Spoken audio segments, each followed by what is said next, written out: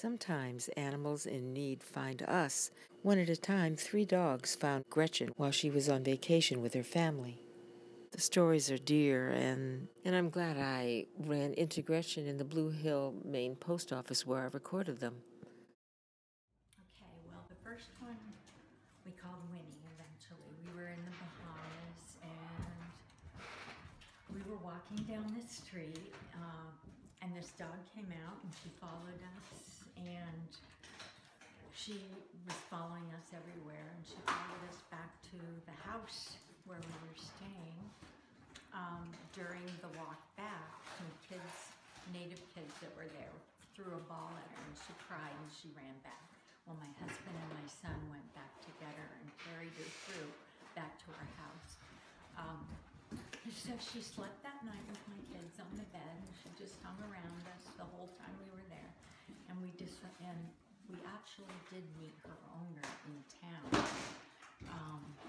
He said, oh, she'll come back when she's hungry, but she continued to follow us and go everywhere with us. And the natives there didn't really care much for the dogs. So she actually just became a part of the family while she was there, and we didn't want to leave her. She was skinny and she wasn't being taken care of, and you could tell she was a special dog.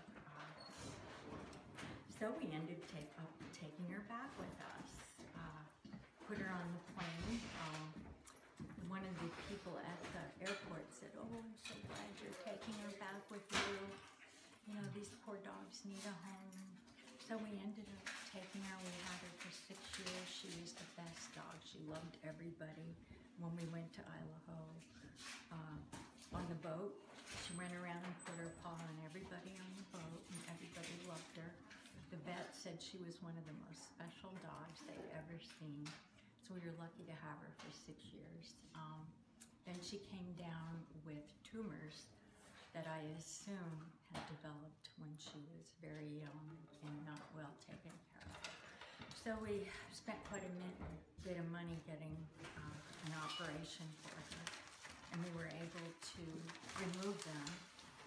And then about 3 months later, they came back again, and she was full of them, so we had to put her to sleep, and that was really hard. But I do have rashes. And we were in the Virgin Islands a few years, well, actually over 10 years ago. And there was this little terrier, black terrier, it looked like a terrier. And I saw her she was following me around one day, and then she noticed I got in my car and she went away. So I saw her a couple times and she'd keep following me. I went back to my car. And Judd was in the car, my husband, and he kept telling me, no more dogs, because I like to adopt all the poor strays. And so I ran back and got her. She was getting a fishbone out of the garbage can, and I picked her up and I brought her to the car, and she looked at him in the eyes and he said, okay. So we brought her home and where we were staying and put a bowl of dog food and a bowl of water. And she didn't know what they were. She didn't know how to take it. Well, she very quickly adapted to having a home, and we took her to the vet. She had worms, she had ticks, fleas, everything. So again, we ended up eventually bringing her back home with us. We had 10 wonderful years with her. She liked to sleep up on the back of the couch and chair. She never slept in the chair or the couch. She always slept up on the back part. She was a little sweetheart. She liked rocks. She'd pick up rocks. She always had a chewy in her mouth. She'd always have one of my slippers with her. Anyway, she was wonderful. She lived for 10 years. Then she unfortunately came down with what was I trying to say? She couldn't breathe that well. She had an enlarged heart, lungs, and a liver. We tried to keep her going as long as we could with medication, and then she couldn't breathe well, so we had to have her put down. I have her ashes too.